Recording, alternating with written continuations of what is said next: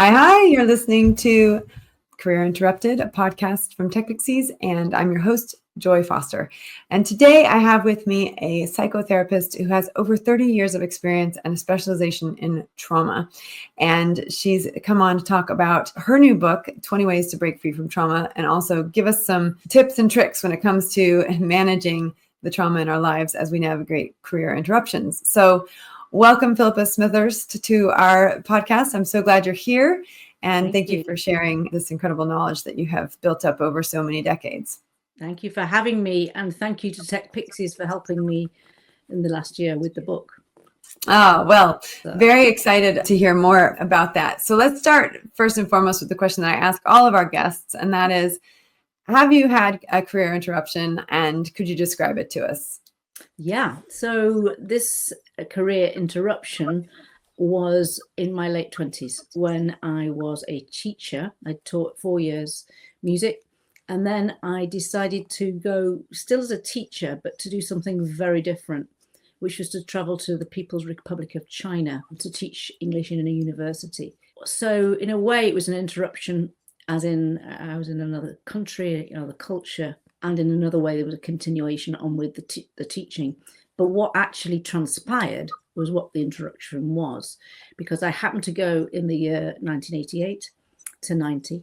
And in 1989, China, some people who are old enough will remember, went through a remarkable experience when the students who had hopes and dreams had them squashed violently in Tiananmen Square with tanks that went into the square. And I wasn't in Beijing. I was in another city, but we were very impacted because my students, although they were 2,000 miles away, had siblings and classmates who were in Beijing, who for a long time, they had no idea what had happened to them. And of course, everybody's lives were changed. So that was an extraordinary life event. And it was a trauma in that we didn't know at all what was going to happen. It was overwhelming, of course, easier for a Westerner, but I was alongside these students and I remember them howling in pain that they didn't know what would happen. They didn't know whether they'd have to scurry back to the countryside and that their hopes would come to nothing. And China, of course, has changed a lot since then. It was a real watershed. Wow. I went to Russia when I was about 13, and it was right before the ruble fell. And, so it's interesting when you go into a space like that and then something traumatic happens. Yeah. So that's an incredible insight for you and to experience that unfold right in front of you. So, in a situation like that, the stakes get pretty high. Can you describe what that's like? Yeah. So again, this idea of trauma, in a sense, what you become is a bit of a lightning rod. And of course, a psychotherapist is a lightning rod in that you pick up other people's feelings in a secondary way. It wasn't really my trauma, but that isn't how trauma works. It's like the domino effect. One trauma affects somebody else. So I felt the experience of those students, and I felt what it was like to be alongside somebody else's raw pain.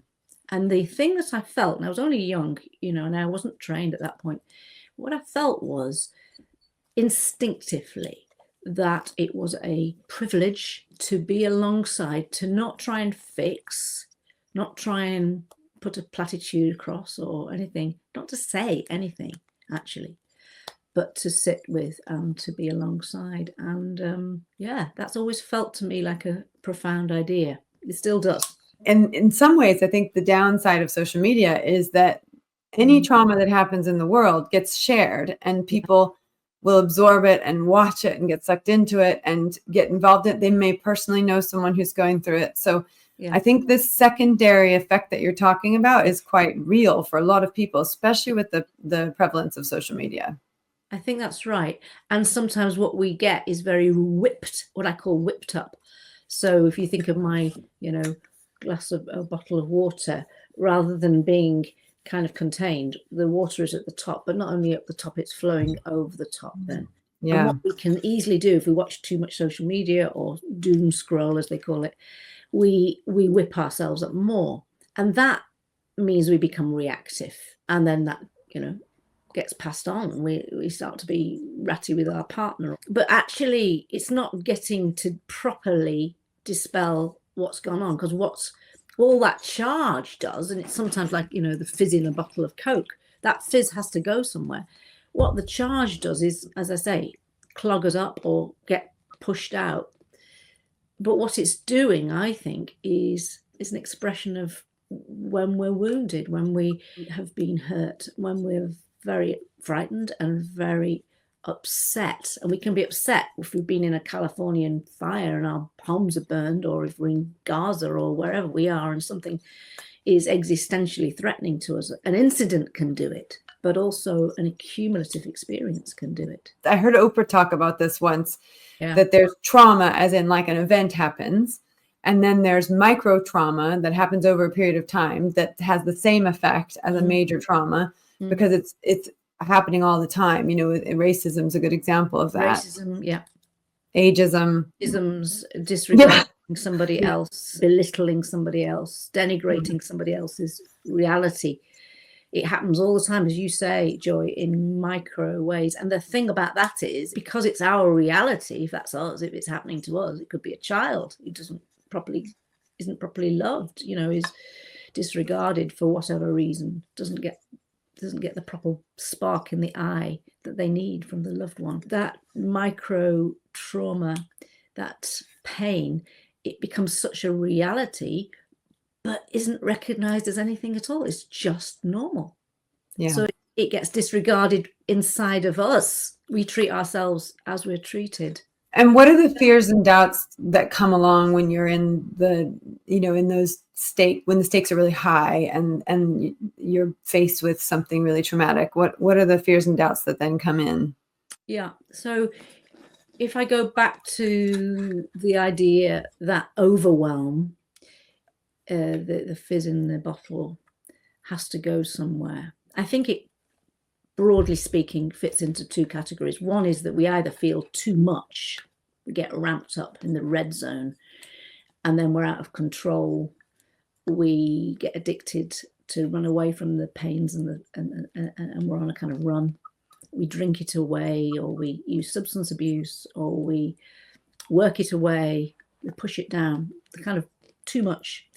And then the other end of the spectrum, which is possibly less understood, is the underwhelm, where we've had so much that's gone on, our brains have a kind of off switch.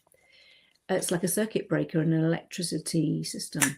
And then we either flop down, which is the parasympathetic nervous system, like an animal might in the savannah. If it's chased by a lion, the little gazelle might just flop, and its best bet is to feign dead. The lion might just, go away and give up the thrill of the chase, and it might save its life. So that's something that humans do as well. We call it the submit. So what you're saying is, when the fears and doubts kick in, there's sort of two responses that are going to come up. Yeah. And then, so that's the submit, the flopping that might show itself, as a child whose father is taken, immediately and suddenly ill and is dying. And they go to the hospital bed, and this child is 11 and has no idea. There's a story like this in the book, and the child has no idea what's going on, hasn't been told anything. And she faints. The mother thinks that, oh goodness, she's sick as well. It's not that she's sick, it's that she's overwhelmed, and the parasympathetic nervous system has kicked in. In a less dramatic way, it could just mean that after an overwhelming experience, we can't get off the couch. We literally can't move. I don't know if anybody's had that experience. We could think that we're lazy. It's nothing to do with that. It's our body reacting to too much stress. So that's one underwhelm. The other underwhelm is where we don't have the flop so much. It's more of a disconnect. So it's more that you're going around living your life. You may be looking after an aged parent, and you've got a special needs child. And so both directions, you're completely overwhelmed. And then you're trying to work and bring home the bacon. It's just a relentlessness. And you end up feeling numb and seeing the world as if through plate glass, disconnected. And that's one of the trauma writers says is one of nature's small mercies. In a way, if you're living in gunfire in some war zone, you stop hearing the gunfire. You'd see that in a sense allows you to survive. But the trouble is, if you're that numb, if you're that cut off, you're also in danger, because you can't properly respond in the moment if something happens, and you might need to respond because you're in this kind of fog.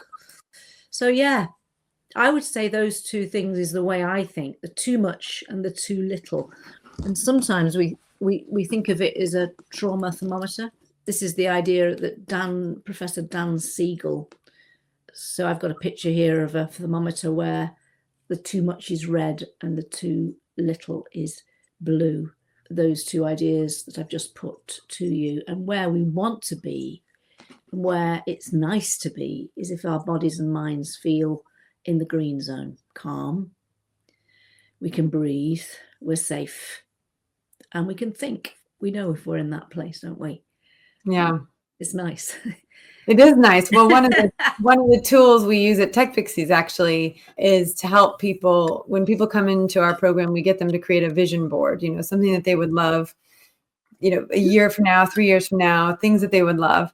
And the idea is that if you can imagine, if you get stuck and you can just pause, take a couple breaths in through the nose, out through the mouth, and bring to mind the vision that you would love 3 years from now, it then unlocks that sort of fight, flight, and freeze. And you get into that idea of, seeing yourself, on a family vacation, doing something, and the creativity comes back, the imagination comes back, and the ability to take an action step is much easier at that point. Yeah, but it's brilliant. I mean, that is perfect, because what it is, it gives us what we call breathing space. That's in our language, right? Breathing space. And sometimes we can elongate. Did you say elongate the out breath, slightly? You can do, yeah. Sometimes I think of it as a child slide. So you go up to the top, and then you go down, and then the down is kind of longer than you want it to be. That's the wonderful thing. Just in a few seconds, you can calm your nervous system. Yeah. And I think most people are unaware of that, and the ability that they have with their breath to calm their nervous system. So it's a real gift when you can learn to do that and employ that. Oh, it's such a wonderful thing. What are some of the lessons? And I mean, I know you must talk about this in your book, but what are some of the lessons that come out of dealing with trauma? And let's say trauma's happened in your life. Obviously, you have two choices. One is you don't deal with it. The other one is you do deal with it. What are some of the lessons that come from dealing with it, and maybe possibly not dealing with it? Yeah, if we don't deal with it, and there are many people, because they're on a kind of survive path, maybe they haven't got the space to deal with it, or they're too on the treadmill of surviving. But if they don't deal with their trauma, it does have a caveat. And Terry Waite, who wrote the foreword for the book, who's been an amazing supporter, who was a former hostage in Iraq years ago, but he says, if you don't deal with your trauma, it can be to your cost. That's not to kind of be like a warning, but that is the case, because what happens is the things that we push down, and I've got my little favorite Jack in a box here, can pop up, because what the mind does is it sometimes sends things into compartments for safekeeping. That's how I think about it. You go into safety. But if we're triggered, and that's another big thing in trauma, is that we might, on an anniversary or the time of day, or just because we don't even know why we're triggered, we get a little reminder of pain. That's what I think of triggering as, a little reminder of pain. And then it's come back. So what are the things that I think are so important? One is to develop a noticing brain. So Dan Siegel, the guy I mentioned with the trauma thermometer, I think it was him who first said, if you develop a noticing brain, which is what the Hindus call, the third eye here, behind there's a bit that says pay attention. If we pay attention and then make that a practice, our amygdala, and that's the brain's fire alarm, which is why we get all jumpy, will be soothed. Now, don't you think that's cool? I do. I think that's very cool. Yeah. So, I mean, it doesn't just happen once, right? It's not an instant fix. The breath can be very quick, but to do the developing of the noticing and to develop curiosity is a practice. But, the last chapter of my book is called 10 Steps for Post-Traumatic Growth. We hear a lot, don't we, about post-traumatic stress, but we don't hear quite so much about post-traumatic growth. And I'm a big fan of it, because once we can start to take some steps to notice, not run away from the trauma, and maybe develop a safe space, not just externally, could be external. People who are very scared need to find a safe space to calm down externally, yes. But ultimately, find a safe space inside. And that can take a lot of time to do. But once we do that, and using the breath, we might be able to release just a little bit of the charge.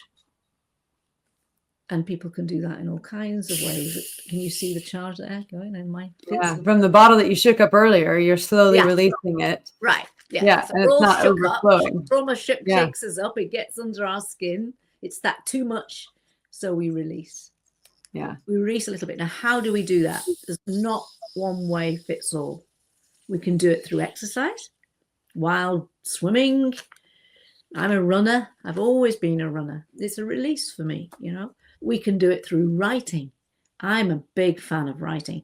I mean, not just because I've written a book. I work with my clients and I say to them, don't come to therapy and think that if you come and talk to me once a week and then go away and forget all about it, you're going to change things. That's not how it works. Feelings are fluid. Yeah. They need help to move. I'm a big fan of getting them out of your head and onto paper, because if they stay in your head, they just snowball. Yeah. Right.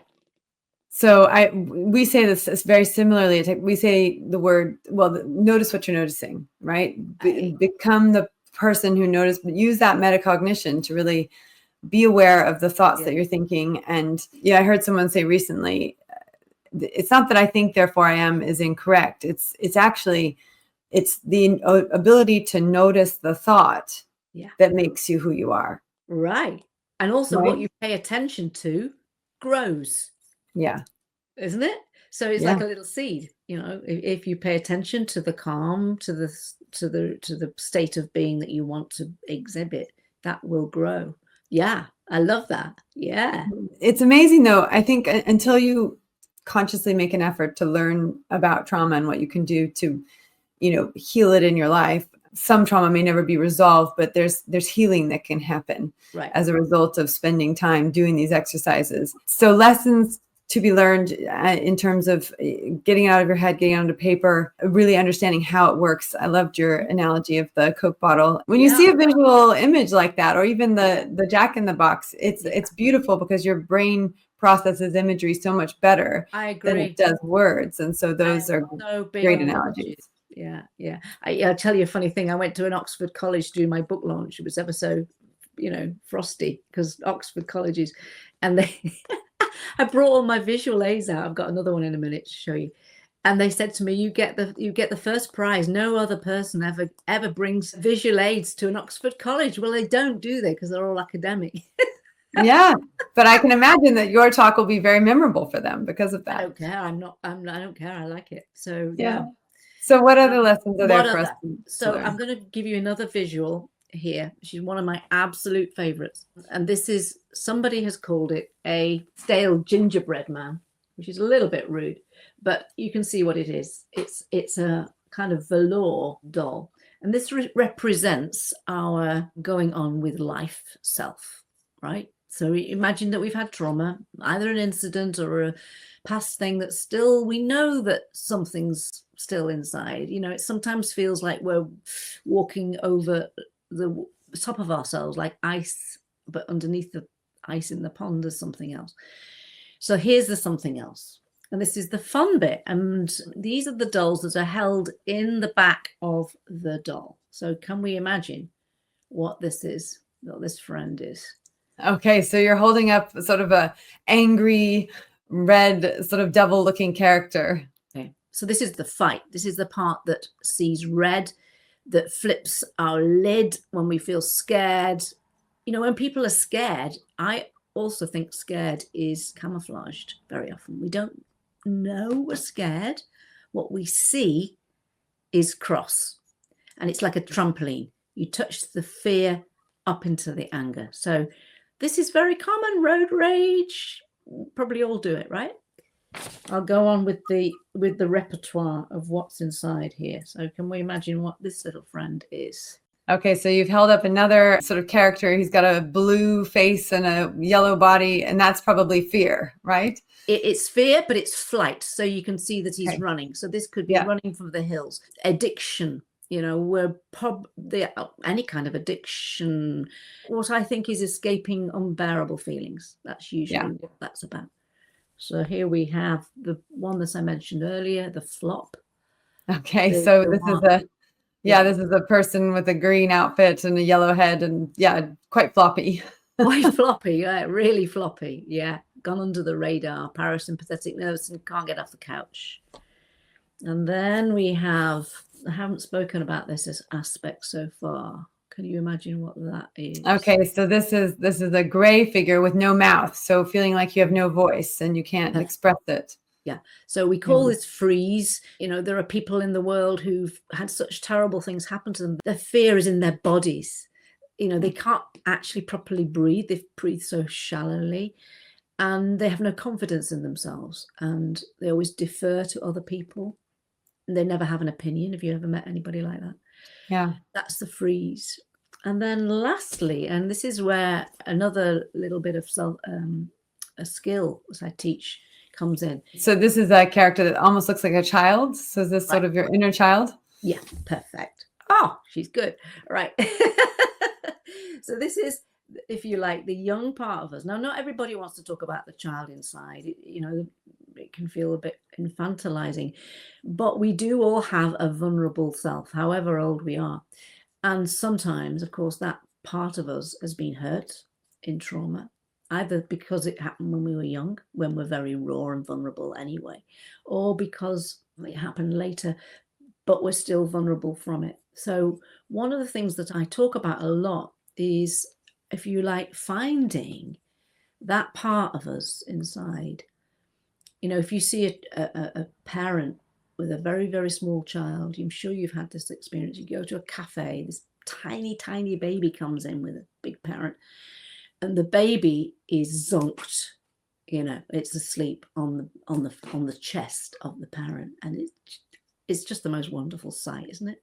It is. Yeah. I remember those days with, I had a really good friend, and we used to go for walks along the river with the babies in the front. And, partly it was for us, but it was also for them to fall asleep. But they're out in the fresh air, sound asleep, laying on you. But of course it's lovely when the child falls asleep because it's a rest for us, but on a different level, I think almost on a spiritual level, I think it moves us, Joy. I think it moves us because, don't you think it's part of us that wants that total safety and that sense of security? And we know, don't we, in our lives, if we have somebody who we feel like that with, whether it's a love partner or a friend, who we just feel totally, we can be ourselves with. Now, not everybody has that experience. Some people are really, really alone. One of the chapters in the book is about how trauma cuts us off from other people, but also from ourselves. So this is the aspect that I'm talking about here, is to, in a sense, try to befriend our own vulnerability. Whether or not that's something that we get so much in the outside world, we can learn to be self-compassionate, to self-soothe. We can use that breath that we spoke about earlier to connect up with that. And we can treat ourselves, and this is the bit with the baby, as if we, our own bodies, are that baby skin to skin, where you can take a long bath, where you can give yourself a treat. The Romans used to do a lot of bathing, and I think we don't do that. We don't have communal bathing, do we? Yeah, well, yesterday I went to a pond in London. It was 4 degrees, the water temperature. And we got in the water and swam for about 4 minutes, a little loop, and then got out. And, the feeling of that lasted the whole day for me. And even it had a, real physiological impact. So I think that all these things that we can do for ourselves, I'm a big fan of baths. I mean, I'm not a big fan of cold water plunges, which is what I did yesterday, but when I feel like the overwhelm is getting there, or I get into indecision mode and I can't move forward, I love to go into the bath, light all my candles, and and put in the sea salts and just lay in there. And I'll, if I'm trying to navigate something, I'll just get quiet and look at the flames and just let my mind empty the thoughts that I'm having.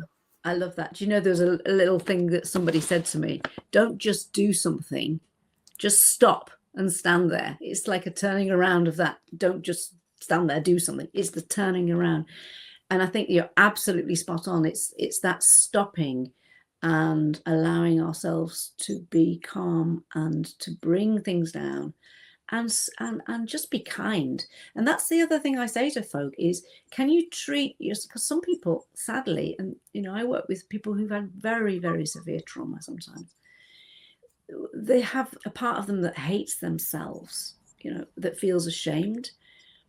When we feel ashamed, we think that we're to blame, and we can develop those beliefs in childhood.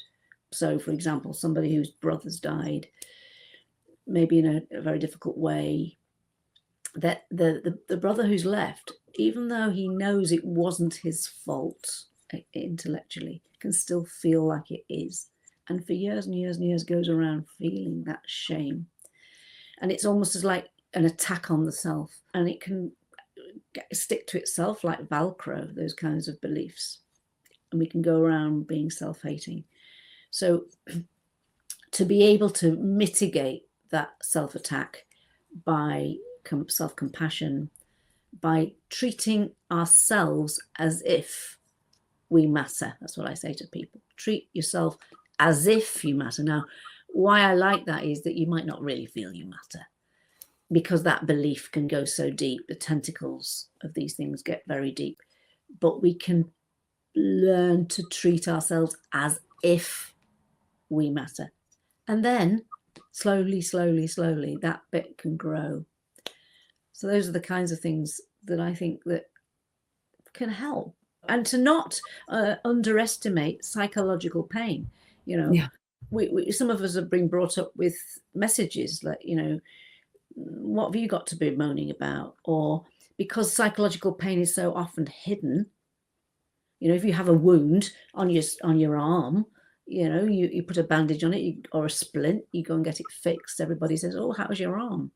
Yeah. But they don't necessarily know what's going on inside. So the inside, the invisible, matters. That's like your imagination thing, Joy, when you said, imagine yourself in 3 years' time, or, people who've been traumatized in very severe circumstances, guess what they do? They do exactly that. They imagine themselves up a mountain or in a beautiful forest. Because what else? Or in prison, if they're in prison, imagine that, you imagine yourself somewhere else. You use the power of your mind to direct, and, people will have heard of Viktor Frankl. Perhaps he was already a professor of psychology when he went to Auschwitz to study his own mind when in an extremis. So all terrible things happening. But in his mind, he just kept noticing. We're going back to that noticing thing. Yeah. His book, Man's Search for Meaning, is all about that. Well, and he also could tell you who was going to survive and who wasn't. That was one of the things he noticed based on the way people were acting and behaving and thinking. And he could, who was going to survive and who wasn't, came down to a lot of that as well. And, really from the standpoint of sickness was one of the things that he talked about. It's a phenomenal book. If you haven't read it and you're listening to this, everyone should read that at some point in their life, because I think when you hear someone who's gone through something as horrible, as a Nazi concentration camp, and they can come out with a viewpoint of life is still beautiful. That is an incredible feat. Even more beautiful. And that's the other thing about post-traumatic growth, I think. And this is what Terry said, Terry Waite, who I referred to earlier. When he said, because he was in Iraq for 5 years, chained to a radiator. And of course, he went through terrible post-traumatic responses after that. But after he recovered that first couple of years, he said he was different. And I said, well, how are you different? He said, well, before, he said, I was very worried about everyday things like paying the mortgage and, just life. After I started to think differently, I no longer was frightened about that, paying the mortgage. I just thought, you know what? I'm going to go and do what I believe in. And what he believed in was to make a contribution to the world. He started 3 charities, would you believe it? He's 85. He's still going around the country like amazing. Because he knows what real suffering has been. And it was Winston Churchill said, don't waste a good crisis. Well, he's a total example of it. You don't waste a good crisis. You find out, because you know what suffering is, what's most important, then let the rest go. Let all the trivia go and just keep focusing on what brings life, what brings you purpose, what brings you joy. Somehow or other, it's more distilled after you've been through trauma, I think. I mean, you have to do a lot of work to get there. To get to the other side, yeah. Psychological weight training. But the psychological weight training is worth it. I think it can be, because life could be more beautiful. That's a great point. So what's your motto? Is there a motto that you live by? It has to be something about joy. First, your lovely name. Do you know, I went to see my own psychotherapist recently because I got a little bit, would you believe it, taken up by trauma with the book. Even my own book, right? It's a kind of irony. The first chapter of the book is called Trauma Takes Us Over, and it's taken me over. Yeah. I mean, you have to laugh.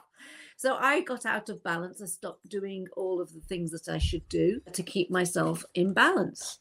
And this is my last visual aid. I really promise it is. This is trauma. Okay, so it's like a tennis ball inside a glass jar with the lid on. Yeah. So the tennis ball is representing trauma, the charge of the too much. And in that instance, the jar is almost filled by the tennis ball. So we're very triggered. We're all in our trauma and there's not a lot else going on. Next one. Okay, so we've got a slightly larger glass and the ball is still there, but it has more room to move around. Yeah. We still have the trauma. We can't take away our experience and our responses to it.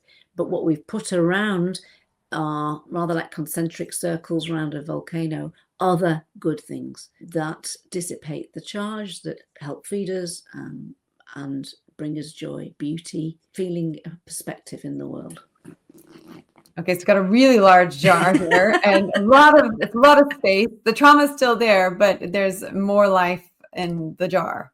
And that's post-traumatic growth. That's the last chapter of the book is like this. And my own motto is don't allow joy to be gobbled up, because it can be gobbled up by fear, stress, reactivity, doom scrolling, picking up the lightning rod for things that we can do nothing about. But that means, joy gets swallowed up, and then, the quality of life is affected.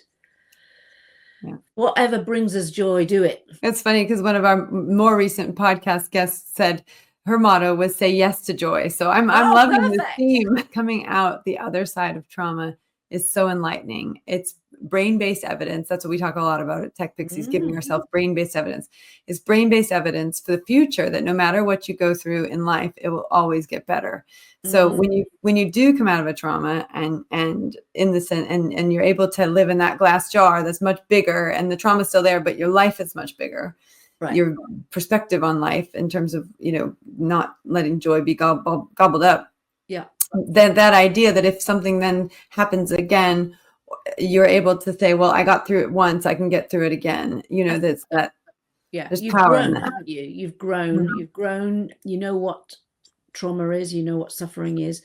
You have wisdom and you have a maturity, and also even better, and this is why I really wrote the book, is that you might have some compassion for other people. I think often we rush to judgment with bad behavior.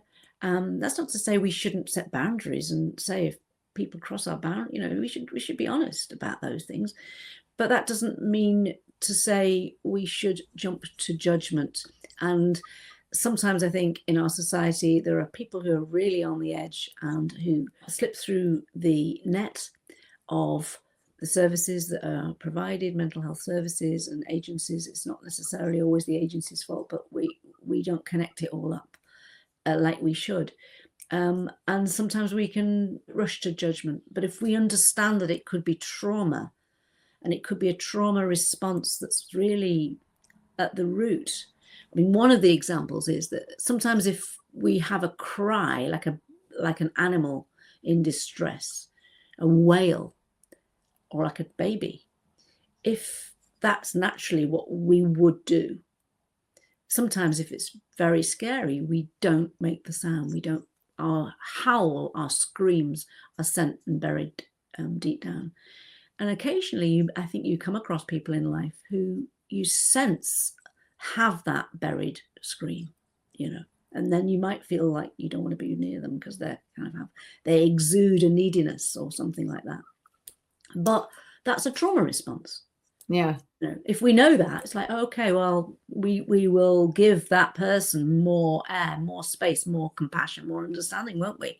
We'll say, I wonder what their story is, Yeah, I think that that's so important, coming from a place of compassion. And I think the first step is, okay, if I knew this person's story, would I think about this situation differently? But then the second step is, can I still treat this person with love and respect without knowing their story? Right.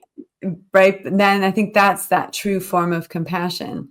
And a story that one of my mentors talked about a lot is, she'd gone to the grocery store and she was checking out, and the grocer, the lady behind the counter made a mistake. And so she pointed out, hey, you overcharged me for this. And she just rips out the receipt and redoes it all and is really upset. And so as my mentor is leaving the grocery store and she has someone helping her with her bags, carrying them out to the car, she sort of looks at the young man who was doing the bagging and said, gosh, that lady was something, coming from that angle of why did she treat me like that? And the young man looked at her and said, oh yeah, she's having a really tough day. Her son was hit by a car on a bike yesterday. He's in the hospital in intensive care, and she had to come to work today because no one else was here. And, and immediately she said, my mentor, she said, I felt so awful that I didn't know that. And that I was here, I was gossiping about her, saying negative things, and she'd gone through this horrible thing. And that's when she said, as she matured, she thought, gosh, wouldn't it be incredible if I could be in that line and not need to know the backstory and still love that person, or still, meet them where they're at. And I think that is phenomenal. That is phenomenal. It's a beautiful story, isn't it? And kind of in your own mind, if you were able to send them love and compassion energetically, because my goodness, you wouldn't want to be them. If they're responding like that, then what's it like inside of them? Yeah. Well, where can people get your book? Where can they find out more about you? This has been a very enlightening conversation. I know there'll be people listening to this who would really like to go deeper and read your 20 Ways to Break Free from Trauma. Okay, well, that would be wonderful. So it's published by Jessica Kingsley.